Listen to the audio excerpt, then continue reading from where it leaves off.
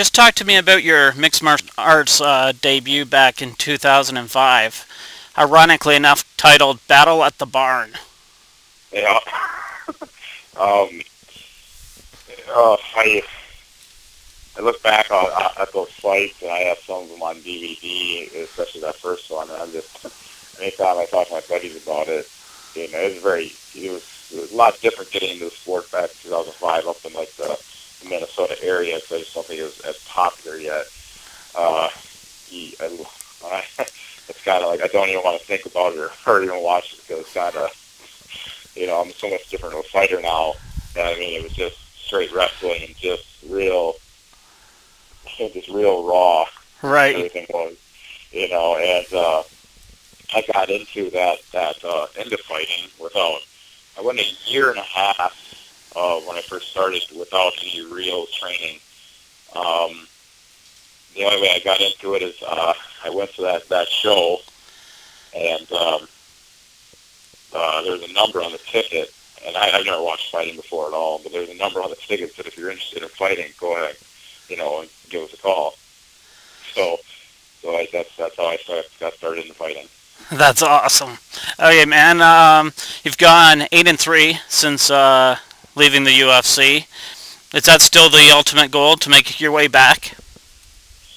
Yeah, it is. I feel like time is kind of running out. I mean, I'm almost 28 now, and it's just I'd like to get, you know, if I can make it, great. I want to stay in the sport as long as I can. If I'm not, I'd like to, you know, kind of get settled in with a, you know, longer term plan. Whether, you know, I'll probably always be farming and that kind of stuff. You know, and I've had some real close opportunities of getting back. As I said, you know, you get a streak built up, and then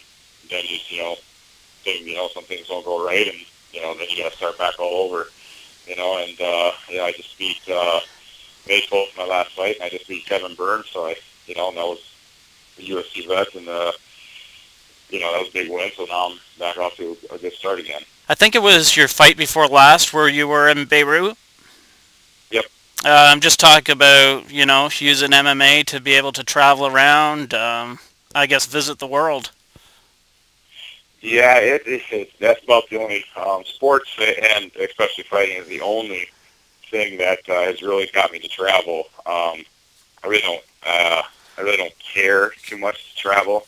And from a town of 1,000 people, and traveling just isn't something I care to do. Probably I hate packing, so that's part of the reason.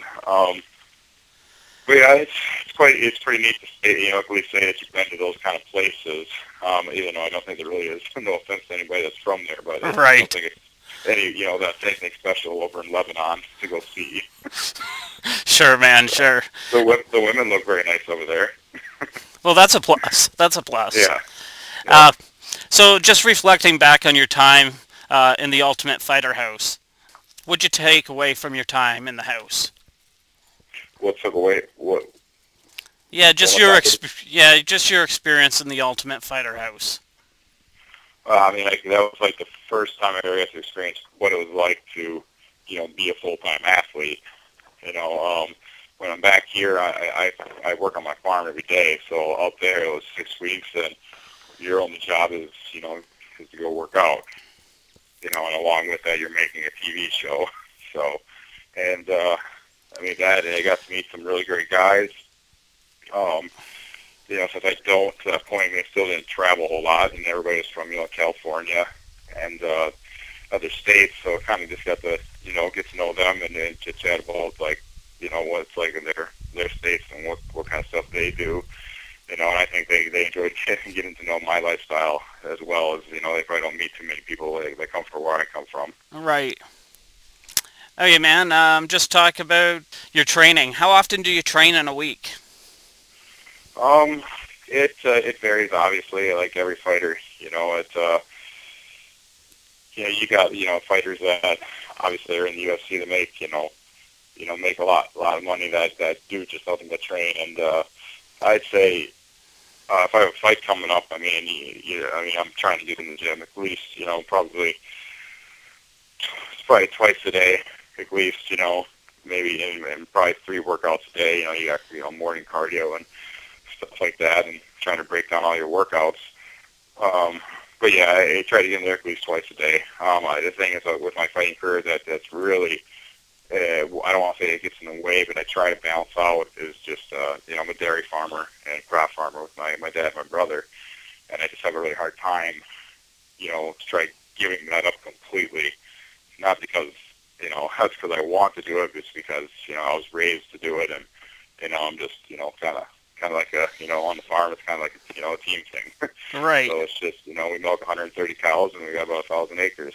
So it's just work that would have to be done around here, and I would be, I just feel like if I gave it up completely, and, I just wouldn't feel comfortable with myself as a person to, leave my dad and my brother behind. If you didn't have that obligation, you would be a better fighter? Of course, I think that show. I mean, I think if you look at everything I've done,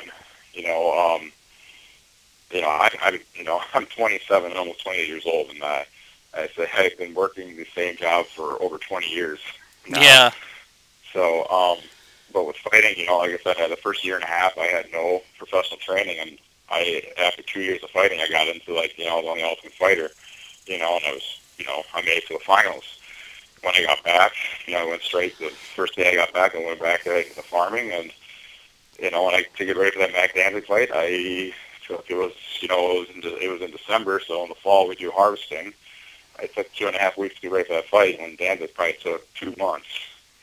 So it's just it's my life, and it's just something that I and I'm trying to balance out, I guess. So yeah, I do. I mean, everything that I've accomplished, I don't think any other fighter could do what I have done. Well, exactly. Yeah, man. I mean, I work every day on my farm. It is a 24/7, 24/7 hours, 7-day-a-week job. So I mean, and then when I can get away to go train, I get away and go train. My family is very helpful with letting me, allowing me if I need to go work out or I need time to rest. They do so. They allow me to do that, but they, but I do my best to help out around here.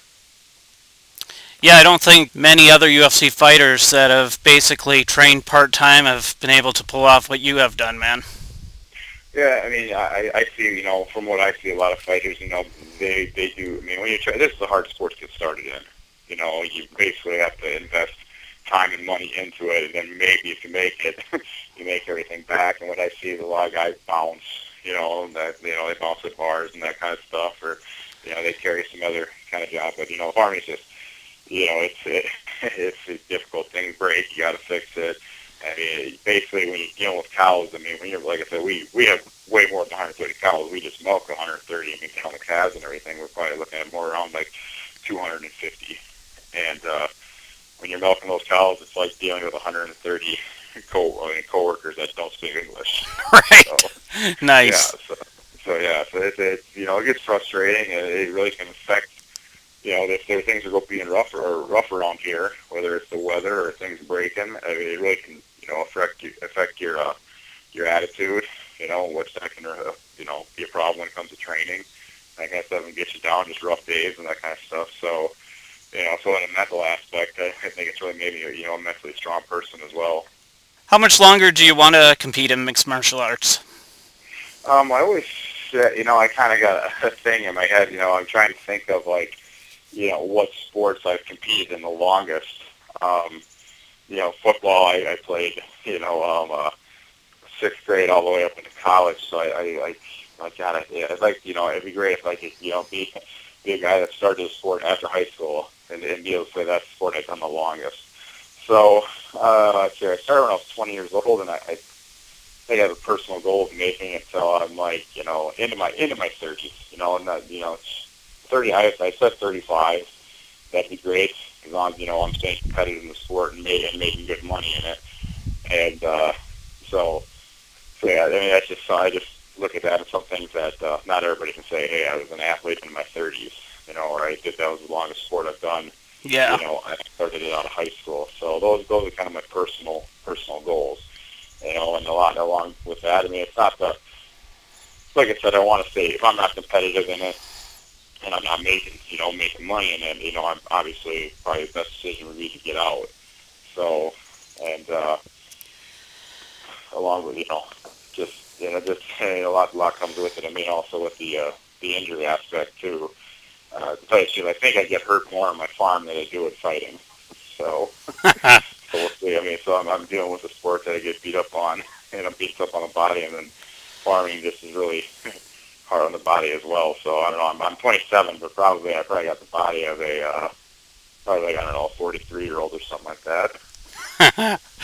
Okay, man. So do you stay in touch with any of the guys you were on the show with? One of my coaches, Mark Fiore.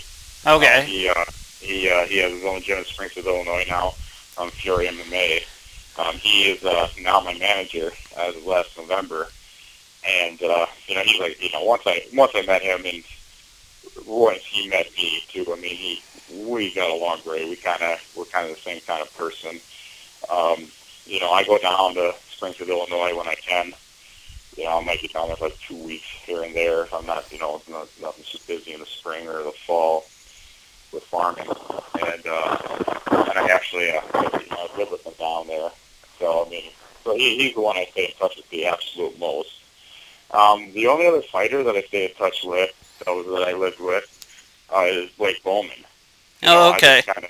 A lot of people didn't have a lot of respect for him on the show and that kind of stuff, but he's actually, a really great guy. I was actually texting him yesterday. He's in Florida, and he's at the American top team with the Miller boys, Cole and Michael Miller, and I've been talking about me coming down there and just visiting that kind of stuff. I haven't seen him in a very long time. So, but yeah, that's the only one I stay in touch with. I just kind of felt me and him got along. I just kind of felt like we were the most down to earth guys right on the show. So then that's why that's what I enjoy talking with the most. So yeah, I mean he's a good guy. He was a good guy to have out there. I mean he suffered a knee injury out there, and he really can break down the sport very well when it comes to game planning and when you're getting ready for another fighter. So he was actually a pretty good tool for me because he actually knew a lot of those guys, and knew a lot of those guys and what their strengths were. Okay, man. Well, thanks for giving us the time. Would you like to promote any sponsors? Throw out your Facebook or Twitter. I would just I would just like to thank my family, any support and time they gave me in fighting to go fight and that kind of stuff, and they thank Mark Fiore with Fiore MMA. He very inspiring person in my life, very good motivational speaker, and just he's really helped me stick with the sport. And then last but not least, my jiu-jitsu trainer up here in Rochester, Minnesota, Mario Berto Jiu-Jitsu Academy. His webpage is mrjja.com, and he's just if it wasn't for him, I wouldn't have made it to the Ultimate Fighter or anything like that. So very good, very good jiu-jitsu black belt, and so that's about it. So I just want to thank. Awesome stuff, man. Thanks for giving us the time. Not a problem. Thank you.